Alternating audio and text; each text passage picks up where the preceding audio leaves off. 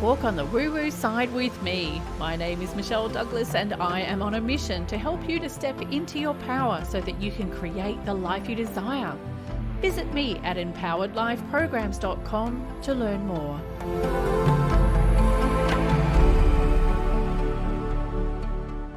Hello, it's Michelle here, and today we're going to be visiting medieval times within a past life regression. So this particular past life regression is where my client, who is female, is actually a female in this past life as well, with shoulder length hair. Her dress is something that looks like a Hessian sack, and she's wearing worn sandals on her feet. She's in her early 20s, she's quite thin, and she's in a market within an old castle. She's alone but surrounded by many people, and she's carrying a basket containing food. The weather is cold and she's very poor and she doesn't have enough money to provide for herself. She's cold and she's hungry and she's just stolen some food, and unfortunately somebody spots her and these men, possibly soldiers, end up chasing her.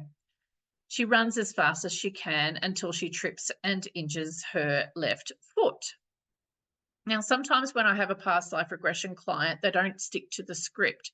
So in this particular regression, I intended to move her from the point where she tripped to a later time in that life, but instead we find ourselves somewhere quite different.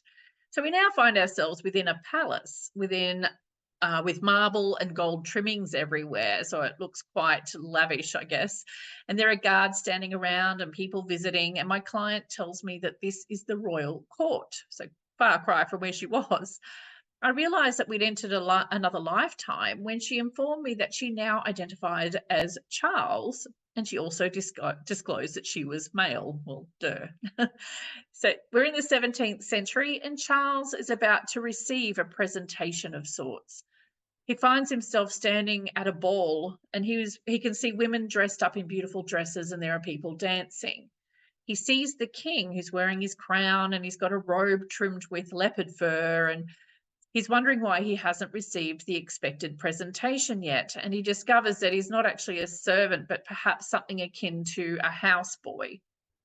Now, Charles lives on a nearby farm where he and his family grow crops, and they load the crops onto a cart pulled by a donkey, and then they sell them to those residing within and around the castle. I then move Charles forward into his life to the age of 57, and this is where he's facing his death. Now, he's running through a field he doesn't recognize, and he's being chased by somebody. Now, it appears he stole something. So same as the girl in the previous life, here he is doing it again, and someone stabs him several times in the back. And as he transitions out of his physical body, he feels an overwhelming sense of peace. Now, when we review this past life, he reflects on that life and says it wasn't good. He was very poor. So we've got two lives there where he's been very poor, or he was poor as a female and a male. And he has several regrets, saying that there were things he should not have done, or he should have done, but didn't. He wishes he had achieved more, and his purpose was to learn not to be selfish. He has learned that stealing is wrong and that he should have strived harder to get what he wanted rather than stealing it from others. Now, when inquiring about the connection between his past life as Charles and my client's present life, the response reveals that she carries this belief that she must work really hard for what she has and that life is never easy. And she's repeated this pattern over 15 lifetimes. So her higher self tells her that life doesn't have to be hard and she doesn't have to work tirelessly to achieve her desires. You know, there's a difference between working hard and striving, right? Now, my client's higher self or spirit guide assures her that everything's going to be all right, things will turn out okay, and she will be okay no matter what happens. Another message to my client is that she must believe in herself and in her abilities. She should explore her abilities and find other things she doesn't think she can do because she very likely can do them. So there's a self-belief message coming through there. Now, as we near the end of this past life regression, my client feels as though a weight has lifted. She's been putting so much pressure on herself to achieve in this life, and that only made things harder for herself. She feels like this pattern will not be repeated again, and the karmic energy, which has been weighing heavily on her shoulders, has finally been lifted.